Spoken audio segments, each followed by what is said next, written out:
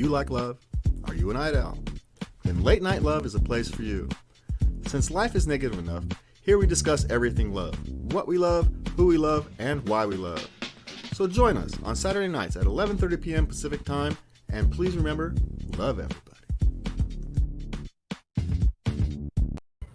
And welcome everybody to another journey in the night of Late Night Love. I'm Jazz. That's Lubby over there. Hey. And we are preparing for another evening of a stream of what? Consciousness, or what do you want to call it? It's a grab bag is what it is.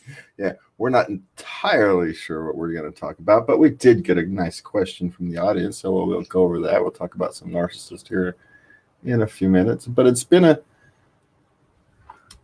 tiring week here in the offices of Late Night Love. You know, personal issues and stress, and the world kind of coming apart. It always seems that something's going on these days. You can only get a minute's peace in the world.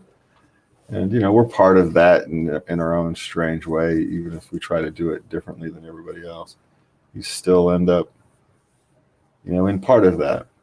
And it was sad, oddly enough, because I'm trying to absorb this, trying to maintain my distance at the same time, keep perspective. And I'm watching one of the community reporters on YouTube, someone who started out just out reporting, and he's become kind of full-time into politics to make a living. Uh-huh.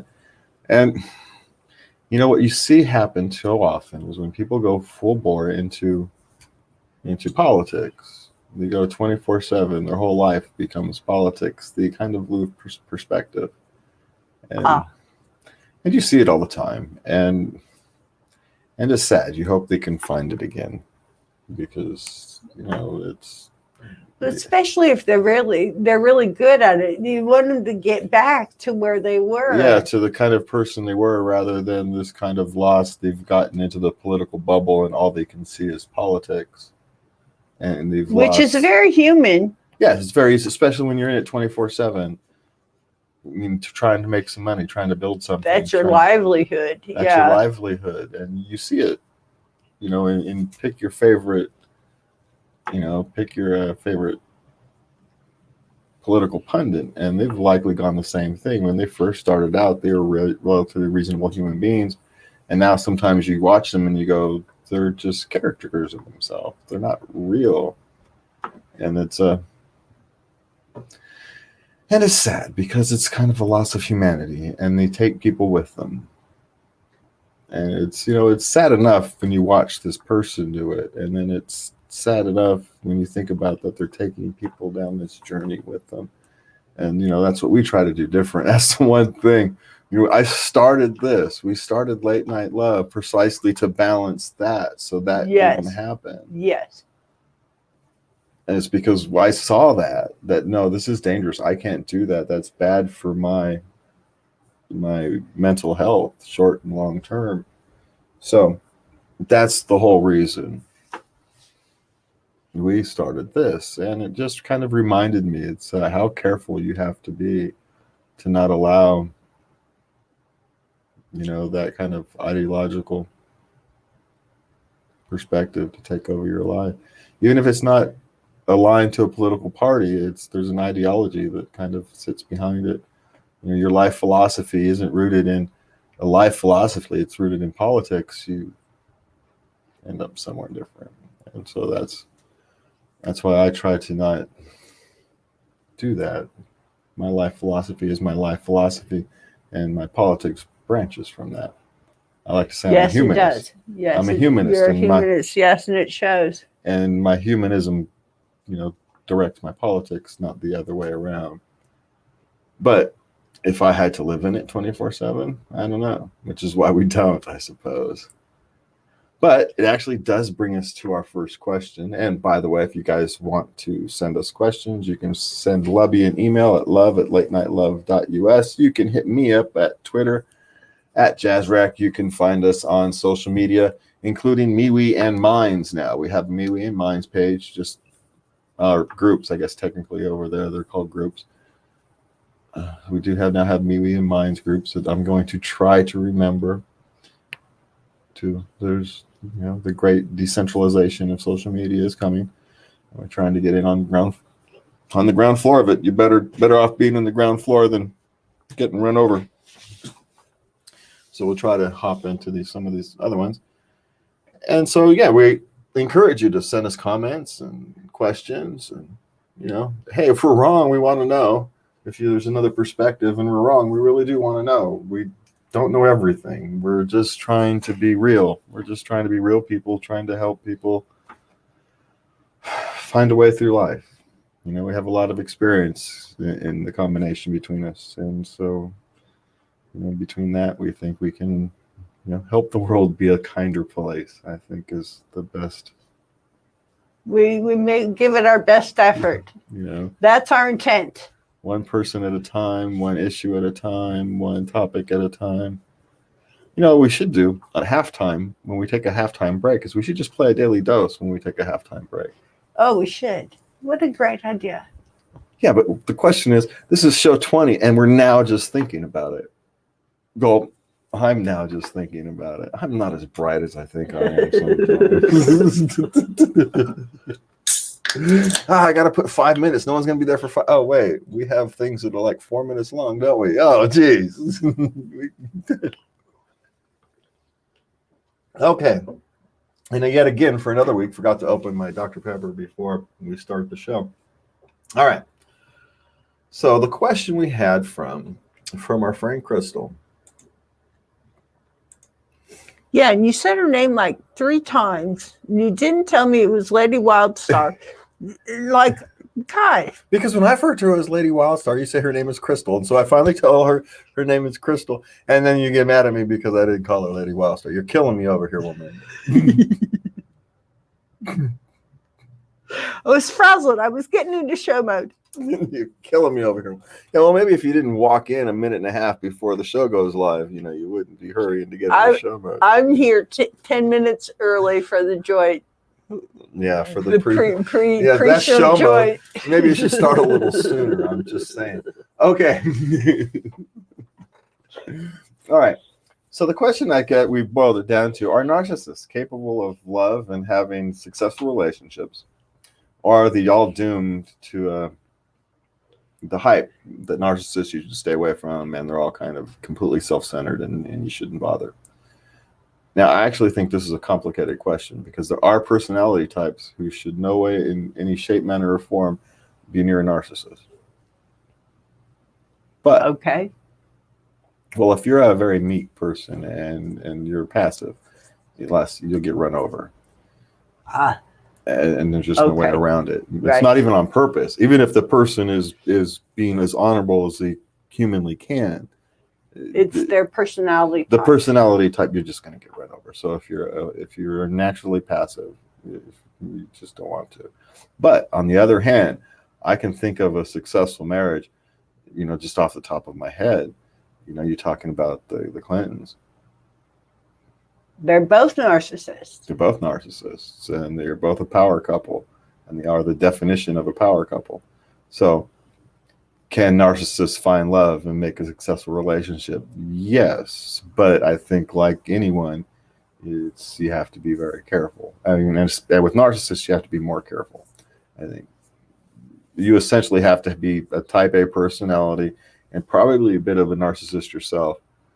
Now, is there any type of narcissist to be avoided altogether? You said something earlier about a predator. Yes. Well, if you don't want someone who is a natural predator and a narcissist, now, because natural predators exist, but the way their predatory behavior manifests itself it can be different. But if you get a couple, twisted personality traits like the natural predator and a narcissist, there's no telling what they'll do for whatever reason. Who knows what the hell their motivations are? Those are serial killers and shit. Those are the people you want to stay the hell away from. That's where those people come from. It's they believe they are superior to everybody else on the planet, and and everybody's there for their amusement. That's where you get the predator. No, they narcissist. don't understand that other people have feelings. They can't. No, they understand. They just don't care. They don't care. Okay. And that's the part that everybody, normal people can't wrap your head around. I can't get. You can't wrap your head around it. Normal people cannot wrap. What do you mean they know, but they don't care? I mean, in theory, I can say, okay, but I can't put myself there. Yeah. Right. The fact is, well, what if it happened to you? They don't care. They don't care. And it happens to me. They don't care. They literally don't care about other human beings. They probably barely care about themselves.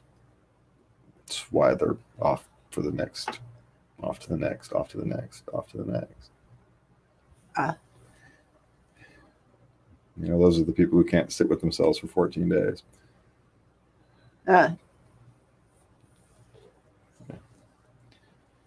But you'd have to be, I think, in order to have a successful relationship, I think the most obvious example would be, you know, like the Clintons. I don't think you can have a normal life. Now, if you're both kind of that way, you know, if one person's a narcissist and they're off running their company and the other person's a narcissist and they're off making movies or whatever is fulfilling their, you know, because a lot of celebrities, you know, it's one thing to want to be an actor and it happens to come with being a celebrity.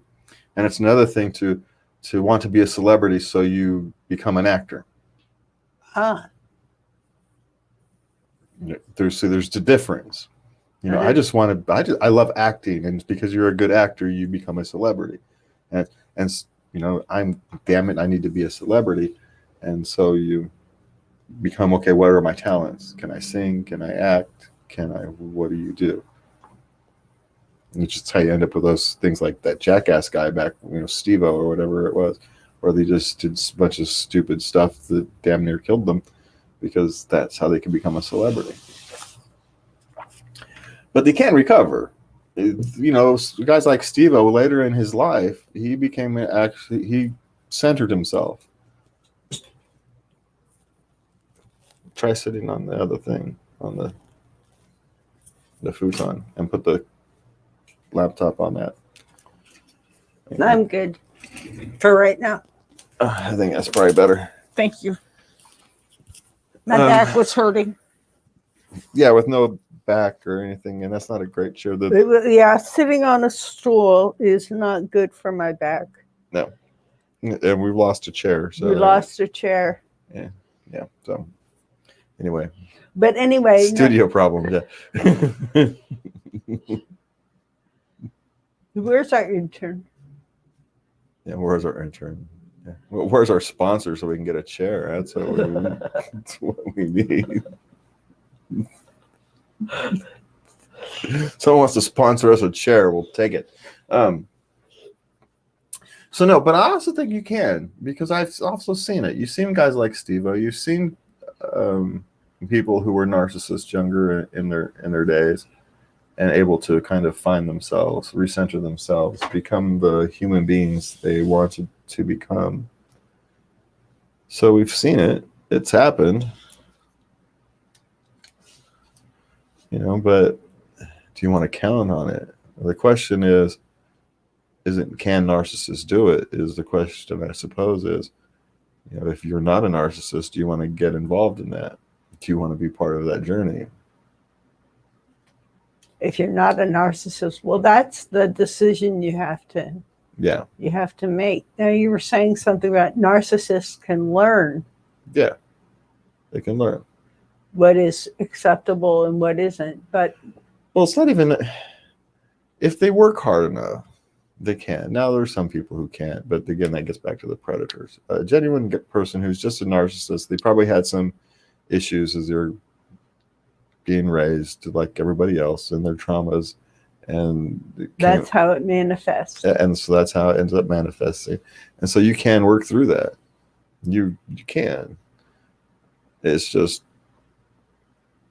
hard and not likely necessarily. And you know, do you want to be part of that? And if you're a narcissist and you're going, well, maybe I'm a narcissist. Of course, narcissists don't ask themselves if they're a narcissist. So it's hard to know. If you're a narcissist out there listening, you know, take some time to consider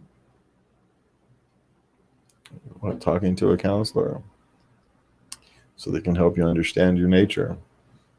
Because if you can understand your nature, then you can figure out a way to navigate your way through life without leaving a path of destruction. Because ultimately, that's really all you want to do to be a good human being, is not leave a path. Do no harm. Is not leave a path of destruction behind you. Well, it turns into a big ball of crap that you have to deal with at some point. Yeah. You have to go back and make amends, and you have to deal with these people. Or you don't, and you just end up kind of an empty, lonely life. And if you don't want to end up with an empty, lonely life, you have to do the hard work of, figuring out what the hell are you doing wrong. There's no easy answer. I really do. I wish I said, there's a 5-step thing. You go do that. You go do these 5 steps, and in 30 days you'll be great. No, life doesn't work like that. No. It's a journey. Because even if that happened, many times you'd fall down the stairs and break a hip, and then your whole thing would be whole life would be different. And life changes that fast. So it's very difficult to say, well, do X, do Y, do Z, and life will be great. No. You continually try to make yourself and better so that you can make the world a better place. It's kind of the best we can do. And, it's actually amazing how marvelous it is, because if the world wasn't that way, we all think the world's kind of in chaos right now, but just think, if most people weren't peaceful, honorable people who just wanted to get through the day and make the world a slightly better place tomorrow than it is today, it would be a nightmare. And, and as many problems as we may have, it's not a nightmare. No, it's not a nightmare. I mean, it may feel like it's a nightmare, but if you think this is a nightmare, you go read some history books and, go be the city of Troy or Pompeii, or, go middle time during the Black Death. There was a point in history where there was, I think they break it down to this, 4 groups of humans. 4 small groups of humans. I think they said there's 4 women, which actually kind of makes sense if you think about the racial breakdowns, the gender racial breakdown. But it's not a viable population, so I don't think they're actually right. But I can see the point. The genetic line goes back, they trace it, but I don't think they understand it properly. I don't think you can get to actually 4 women and repopulate the whole world. Repopulate the whole world. No, I don't think so. I mean, maybe it becomes kind of blurred, and so it gets back to us tribes. So there's, the 4 successful tribes, and essentially the world is branched from that. Maybe. No, that's a possible. That's a bit more likely. Yeah. But who knows? When you start going back that far, 10,000, 100,000 years. Well, we'll just check their notes.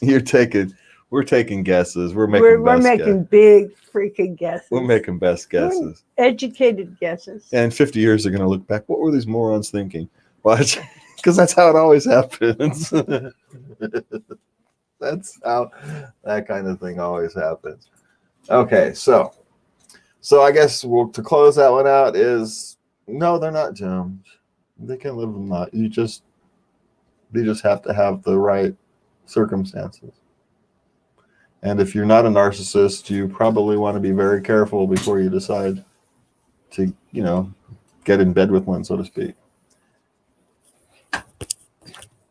Yeah, especially if you are on the more submissive side. Right. Nature is more submissive. You want to be insanely careful. You just unplug it. The battery's fine. Oops. Cut your thing. You're just going to have to make sure you hit it every now and again. Okay.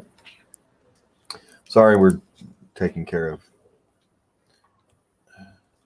studio tasks here behind the scenes. All right. So what we got next? All right, here's one because we couldn't figure out how to shorten this for one of our daily doses. So we'll do it now. Oh, the two-parter. But can you be selfish and still be loving and compassionate? It's not a two-parter. Oh, that's right. I'm sorry. No, it's all good. Can you?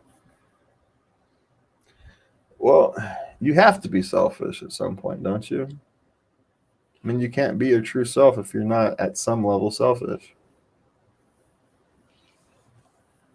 Well, are normal, healthy boundaries selfish then? Yeah, it's standing up for what you need selfish. Is that selfish? I don't think that's selfish. I think that's just... Well, see, I think I don't know what you would call that. But who gets to define selfish? That's the other problem. Well, you get to define selfish. Yeah. Or does the other person get to define selfish? In an argument, yeah. Who gets to decide? Is there some arbiter? Do you call up on the 1-800 selfish line and ask? I suppose you can call us and ask us, and we'll tell you what we think. Give it a try. You ask us, we'll tell you. We'll tell you. We might not be right, but we'll give it our opinion. We'll pull an answer out of our nether regions. But I think at some level you have to be selfish to be your true self. It's just the question is you don't sacrifice the other person in the process. I think is the answer to that question. Okay. It's, again, you want to be kind, compassionate, but if you need something, you need something. If no, I need to go to law school. I've got to fulfill my life's passion or whatever it is. Yes. Is that being selfish? No. Maybe it is. Maybe they need you to go wash dishes instead of study for law. That's what you need. That's your life's passion. You only get one shot. But it's being selfish. Is it? Well, you're chasing your life's passion at the expense of the other person having to work a second job. Well,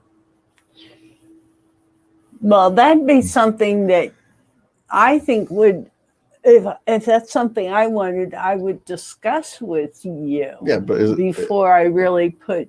But if that's something that I had a hankering for, and you would have known it though when we first got together. Yeah. Then. But is it still selfish? No, I'm not going to get in or say no. I can't get in a relationship with somebody because of this. It's still being selfish. It's perfectly fine. So I can't be in a serious relationship because I'm going to be overly dedicated to this task for whatever. And that's not something I'm willing to do, which is perfectly fine. So, yeah, okay, you're in a relationship with 2 years for someone. You have another person says, I know it's been fine like this, but I think I need to have more out of the relationship. And you say, I can't. I still got 2 years of law school to go. Or who's being selfish? There comes a point where you have to be selfish. You have to take care of yourself. No one else is going to do it when push comes to shove. Now, the hope is in a working relationship, you don't get to push comes to shove. But there often comes a point where personal decisions have to be made.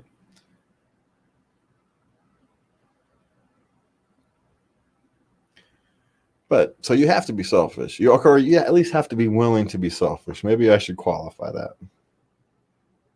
You have to at least be willing to be selfish. But you also have to give that right to your partner. Yes. Because ultimately, don't you want them to be happy? And if they're actually saying, look, I need to be selfish right now, shouldn't you at least attempt to try and honor that? Aren't you being selfish for not? Yeah, the selfish game goes many, many ways. And so I think in terms of a relationship, maybe we should take it out of our vocabulary. Mm. You know, it's one thing to sacrifice other people's, so you can accomplish goals. That's not ethical. But taking care of yourself so you can accomplish your life goals, that is selfish. But it's also very, very human. And I don't know if we can live any other way. I mean, not all of us can be Mother Teresa. And quite frankly, I think people like Mother Teresa do it to fulfill something within them.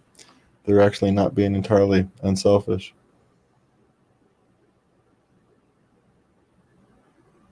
They wouldn't be fulfilled if they were doing that kind of work. Correct. So in a way, they're being selfish. Now, lots of people benefit from it. Yeah, selfishness is not necessarily bad. Lots of people benefit from it. Right. Yes. Of course. It's not what we're saying. Yeah. Selfishness is not necessarily bad. Your selfishness, go back to the original thing, the lawyer, you could, set up your family for generations based upon that sacrifice of 2 years, that selfishness for 2 years. Or you could be a crappy lawyer. But the theory, the potential is what the potential is. But yeah, I think you have to be a little selfish, or at least the willingness to be. Because if you're not, you can't even truly know yourself. Man, we can get deep and philosophize on this one if we really wanted to. Good. But that's the nature of the selfishness discussion. Because again, we talked about it. Who gets to define selfish? Who gets? Yes. That's the question there. You want to make a note in the card that we talked selfishness, or while I'm sitting here. Here's one. But while we're doing that, plain hard to get. We'll cover this one later. Again, some dating stuff later, because I found there's some dating stuff we want to go over. I don't know what to hold on. I need the technical point. I don't know what to label this. No, never mind. Look, I'll do it. I'm sorry, everybody, for technical issue. No, see, when you get under topic, you guys get to see. This is what happens when we develop shows and processes live. You guys get to watch this. You open the card, you see on the topic, it says narcissist plus grab bag, and then plus. On the card? Yeah. Oh. On the show card. And then plus, what the heck did we just discuss? Selfishness. Oh, gotcha. Okay. This way, it makes it easy for us to tag them so we can be better at promoting stuff. Okay, gotcha. All right. All these little points. Oh my God. Yeah, directing shows is producing TV shows and podcasts. It actually has work involved. I've just been slyly adding stuff to it. Slowly adding, bit at a time. I appreciate it. You're welcome. You're very gentle. Well, because if I had have dumped it all on you, well, you would have thrown your hands up in frustration. And I would have gone, no, I ain't done it. Yeah, no, I ain't doing it. But, we said, well, first, before we do all that, let's see if it's something that was fun and enjoyable and something you wanted to engage in. And then. Well, I was willing to try, of course. I always want to do stuff with my honey. And so so that's what we did. So we tried it and said, okay, it's just, you're starting to come along. We're starting to come along. We're starting to develop kind of a flow, something. We do need to start getting more guests, but yes, I'm so busy these days. I see something here I'd like to talk about. Okay, we're going to say that for halftime because it is actually halftime. But I'm trying to figure out what do we want to. Positive criticism. We're going to play positive criticism. Yes, that was a good one. For halftime.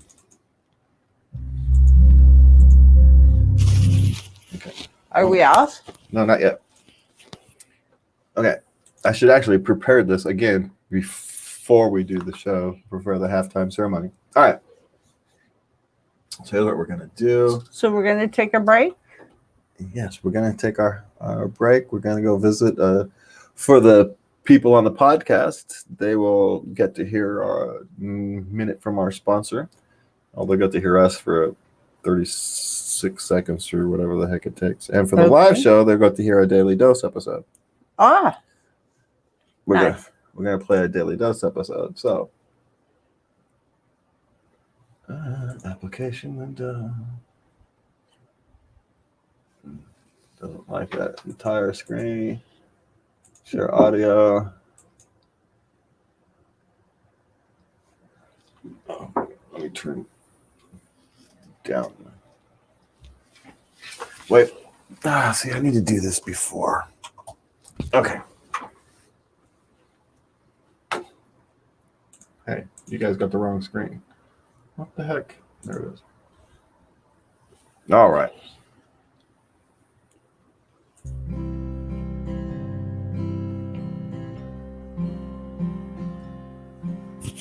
What do we have today, me lovey?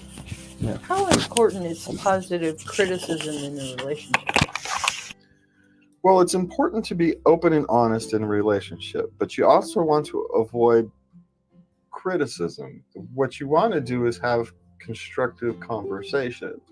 I mean, if someone has a behavior or something that is, say, an annoyance, then you want to bring it up and you want to be loving and compassionate about it.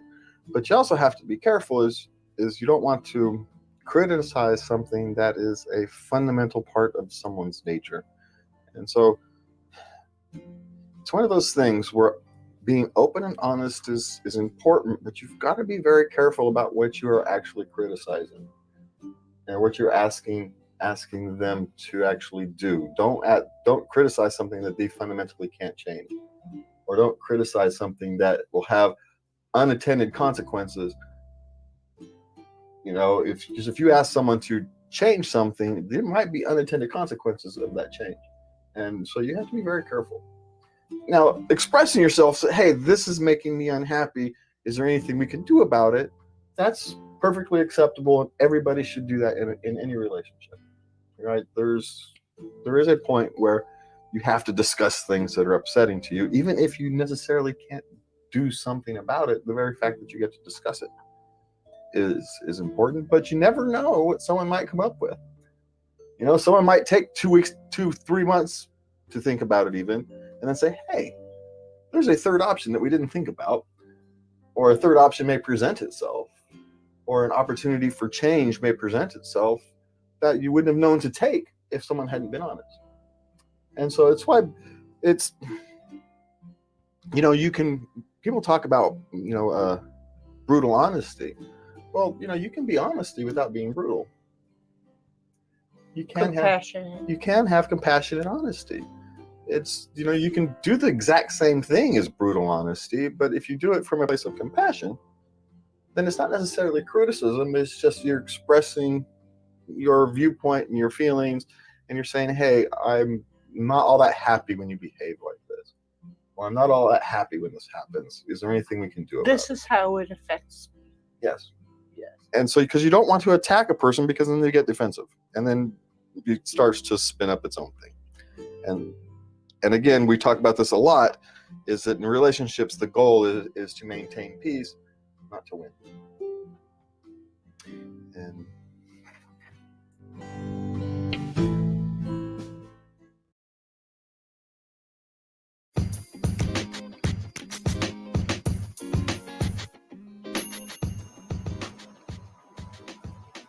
so, what are we doing today, Bobby?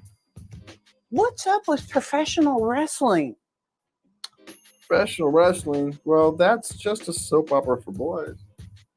The storylines are the exact same as the Days of Our Lives, or As the World Turns, or whatever the modern versions of daytime soap operas are. It's just it's just the boys' version of daytime soap operas. They just go it around wrestling because boys are active, and that's what they like, that kind of thing. That's what attracts them.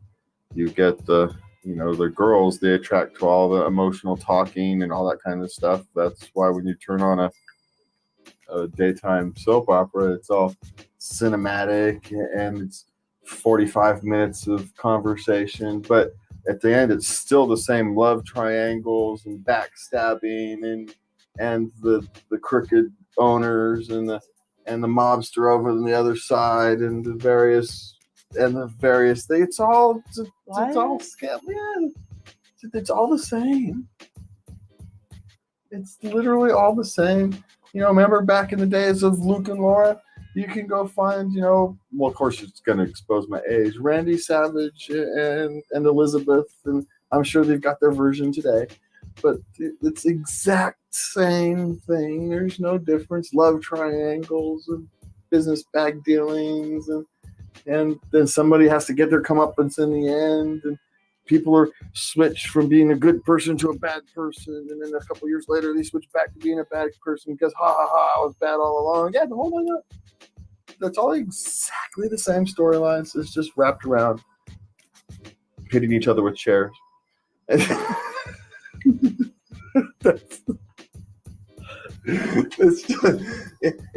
in the grand scheme of things, it's just harmless fun.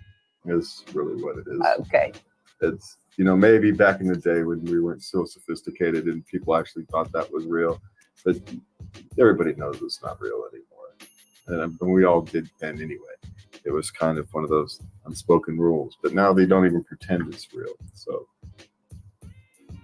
but it's a hell of a stunt show. I mean, I actually love it as a stunt show. There's a hell of a stunt show because those rings, they hurt. You don't want to fall in. You don't want to bounce on those rings. When you got those guys that's like a real stunt show. That's no playing around. Those are real athletes doing real dangerous stunts, and they're putting on a hell of a show. But it's a hell of a show. It's soap opera to keep boys interested. And that is your daily dose of love.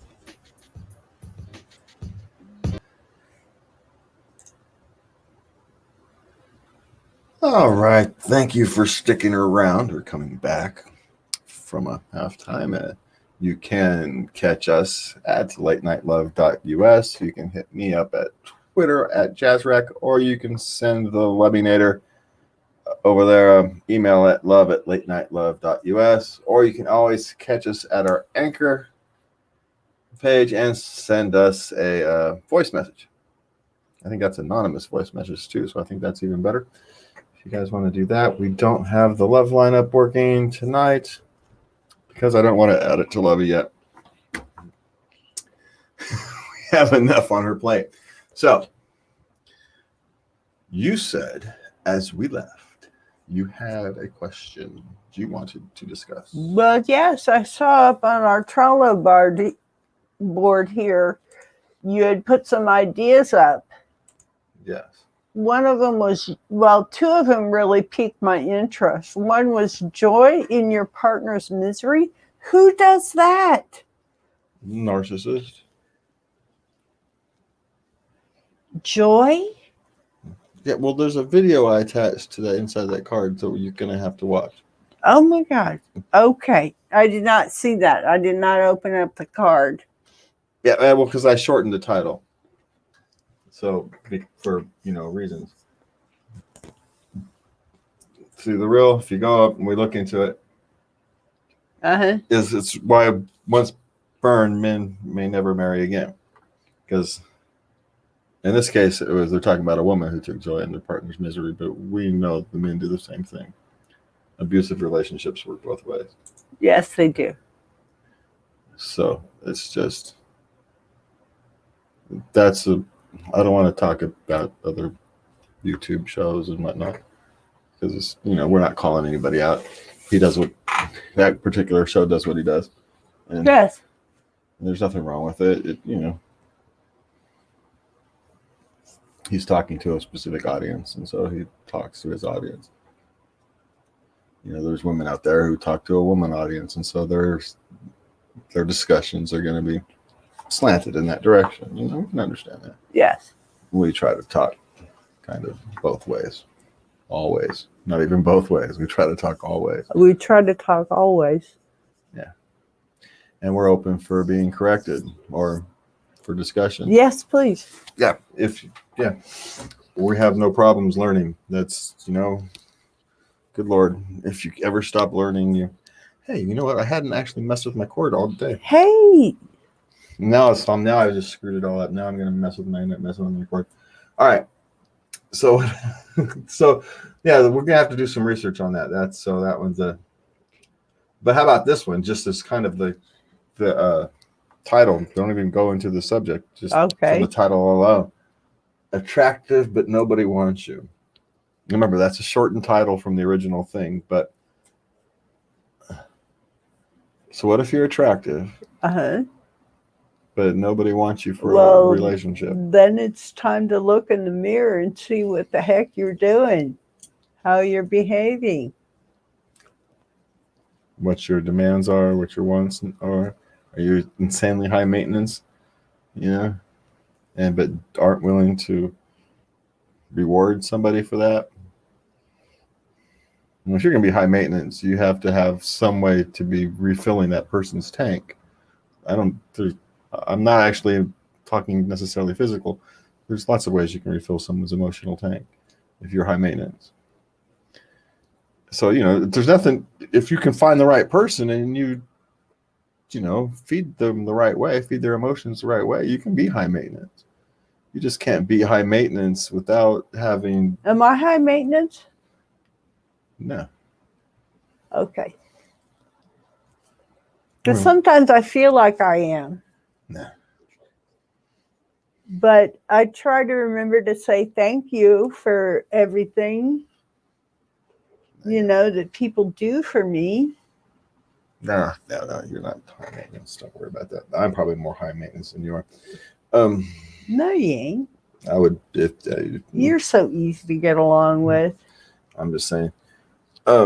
Except when I'm in, I have my things. We all do. Well, we all do. Come on, I have my things too. But still, that's so yeah. If you're attractive, and no one wants to hang out with you, no one wants you for a long-term relationship, you're Mr. Fun Girl. Except maybe you're not. Yeah. You got that problem. Maybe you're just Mrs. Fun Girl. You're the party girl, and no one wants to have the party girl as a long-term relationship. Or you're insanely high maintenance, and no one wants to deal with you. And it works both ways. It works for men. I was just going to say, guys are high maintenance too. God. Yeah. Oh, and attractive guys are probably worse than attractive women. Guys who know they're attractive, and because why would they ever commit to a woman? Because they're attractive. Women are throwing themselves all over them all the time. They can pick and choose. I haven't found that to be true. I found just the same amount of guys interested in just staying single and playing the field that are attractive and unattractive. Well, yeah, but the difference is... I think that's just a type. Yeah, but I think more men are happy with it. Well, I think that goes back to just your basic animal husbandry. So yeah. But then it also goes not even that. It goes back to, women, society. And society. Society historically values young men and old women. No, reverse that. Young women and old men the most. You've talked about that before, yeah. Yeah, well, because old men have stuff and knowledge and resources, and young women can make babies. So historically, when that was important for most, and remember, reproduction was important for the vast majority of human history. The ability to reproduce. Right. It's not important now with 7 freaking billion of us, or whatever the heck it is. But, for the most of humanity, extinction was a real possibility. So that human instinct, that instinct to reproduce, buried down deep in the DNA structure of our, Yes. And it's still with us today, despite the fact that it's not really necessarily needed. It's through our culture, yes. Man, every culture. It's not just ours. Every single one. Anyway, which goes to, I guess we're doing dating week. Playing hard to get. That's my second one. Okay. Yeah. Well, guys like a bit of a chase. No. And we're told not to, that's what we're told. Guys like a bit of a chase. And we're told not to in the beginning, not to make ourselves so available. Playing hard to get. Now, I'm not talking about, you're really interested in a guy and you're out there playing games, dating other guys, making them jealous. I'm not talking about that kind of thing. Because that's just BS games.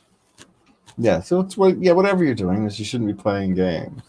And the very fact that they talk about playing hard to get means it's a game. You're playing. It's a game. You're playing. It's not just, I'm not sure. I don't want to appear too desperate, because no one likes someone who appears desperate. Exactly. Yes, but no one wants someone who's playing games either. So no. And so it's a balance. It's a balance between playing games and not wanting to appear desperate, which is interesting, because if you're desperate, how do you not appear desperate? Because then it attempts to not appear desperate. Start appearing desperate. The anxiety, and yeah. Well, I've always, I start out. I'm honest, I start out dates. I'm nervous. How are you? I'm nervous. I'm looking forward to meeting you. I'm a little nervous. So you notice you're doing all the talking about this dating thing, because I know jack squat about dating.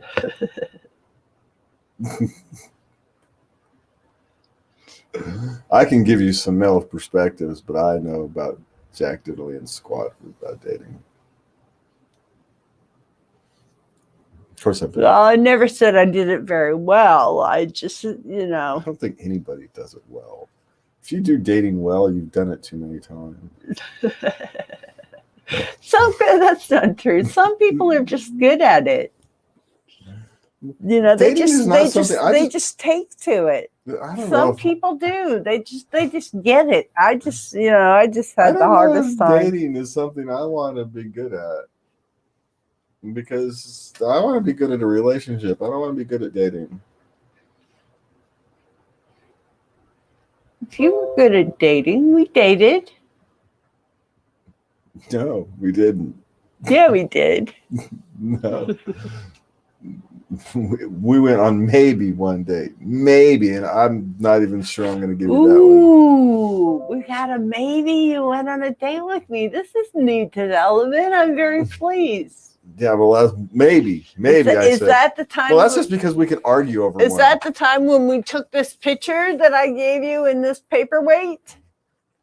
When we borrowed your mother's car and we went, her sports car, and we went up to Tahoe. That wasn't a date. We drove around Tahoe. That was a date. That wasn't a date. That was a drive in the country. That was a drive. That was a drive. Yeah, that's a date. It's a drive date. No, it wasn't. Oh my God. I dressed up. If it wasn't a date, I would have worn my pajamas. That wasn't a date. I don't date. I relationship. I don't date. I picked an outfit. I still remember it was a green strappy with black skirt, and I had sandals on. That was 10 years ago. I remember what I wore. No. I had a necklace too. I can't remember nothing. Can't remember the necklace though. I'm sorry. I blank on that one. All right. So here's another one. Since we're talking dating. Okay. Oh man, How are we supposed to answer this? Okay, this one I guess is for as much for the audience as it is. As much for the audience. Yes, it is. All right. Hold on. So the question is dating a mess, and whose fault is it? Again, it's a modified question off of somebody. It's always been a mess. It's always been a mess. Does God's wonder any two people ever get together? This is true. That is funny, but it's also true. But, well, is it more of a mess?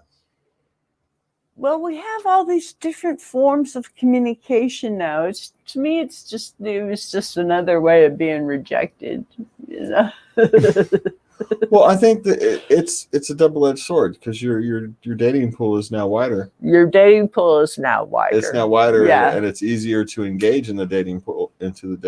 But it also means you're now, getting all kinds of fish you don't want, or getting rejected, or whatever metaphors you want to use. It's the wider. So I don't know if it's more of a mess. I just think maybe it's just. Did you know 1 out of 5 people meet online? Wouldn't surprise me. I mean, how many people would never have met if it wasn't online? Wasn't for online? How many people we talk to? I mean, I have political companions in Africa and across the world. Wouldn't have, no way I could have known them before, even if it's a telephone. There's just no way. Right. So, what's odd, it also opens up Africa to the dating No, what? pool. I'm sorry. I mean, I stated that wrong. 1 out of 5 relationships start on the internet. Yeah. Well, it's the same principle. But I mean, how many couples? How many marriage proposals have you received this week from the worldwide? From my chat, I haven't gotten any, but I no marriage proposals. I chat a lot, and I get several marriage proposals a week. Usually, I haven't this week. It's been a slow week, but I did get 3 "I love yous" after 4 chats. And it's sad. It's sad. These people are desperate and lonely, and I of course, I respond to every message I receive, and I'm very nice, and I try to get people to understand I'm just here for chat friends. It's okay. Calm down. It's just the modern day pen pal. That's exactly what it's called. It's innerpals.com. It's pen pals online. That's what it is. So yeah. So you can connect. But I dreamed as a child. I grew up on my grandparents' farm, and I used to walk up on top of the hill, and I'd sit up there, and I'd dream about leaving the farm and going to different countries and meeting different people and getting to know their cultures and all the differences and the similarities. And I used to daydream about that as a child. And here I am, and here I am an adult, and I can't afford to travel like my child mind thought I would. And you grow up, you just becomes it's cost prohibitive, shall we say. But through the wonders on the internet, I have what I wanted as a child, which is to get to know other people and cultures and be friends. Yeah, well, I was going to say you could have joined the military and seen the world, but oh wait, you did join the military. I did join the military. I was in the Army. I joined when I was 17. I was in for a couple of years, peacetime only, people, and I. But that was just for a couple of years. But. Well, yeah, we had some alerts, and you had to be ready. I mean, but that was your job. That's what you did. That's what you signed up for. I understood that. A lot of people seem to be a little fuzzy on the subject in the military. Why do we have to get up at 6? Because it's a freaking alert. There's probably something going on in Nicaragua. They want us primed, you dip. Do you not pay attention to world events? No, they didn't. No, I was shooting rockets off the helicopter. I wasn't paying attention to what's going on in the news. Nicaragua. What's that? Air jockeys. So, yeah, that was it. But you didn't get to see the world. You got to see Hawaii, though, huh? I got to see Hawaii. That was actually I was out of the military, and it was my first husband. My then husband was stationed at Schofield Barracks on Oahu, the most beautiful base in the world. I was privileged to live there, not on Schofield Air Base. We had to live on the economy. We were only there for a year and a half, so we were not command sponsored. You had to be there for 3 years, and he would have had to re-up, and he didn't want to do that. So we just were there, and we lived on the economy, which was very difficult. But we made it. And just the beauty of the island, it hurts the eyes. Pictures don't do it. Anybody who gets a chance, of course, I'm sure they would go. But it is more beautiful than on the pictures. And you got to see it before it became all massively commercialized. Yes, I was back. This was back in the 80s, early 80s. Yeah, so that's all before it was all massively commercialized, right before it was all started to get massively commercialized. So, I mean, the hotels were just starting to go up on Waikiki Beach. They were just starting to go up. The stroll was like 3 blocks. That's it. That's all you had. And we were down there a couple of years ago, and now it's just like a mile of carnival. Yes. Waikiki Beach, or the beach. There's no space. Yeah. There's every inch is taken up, except for the gorgeous beaches.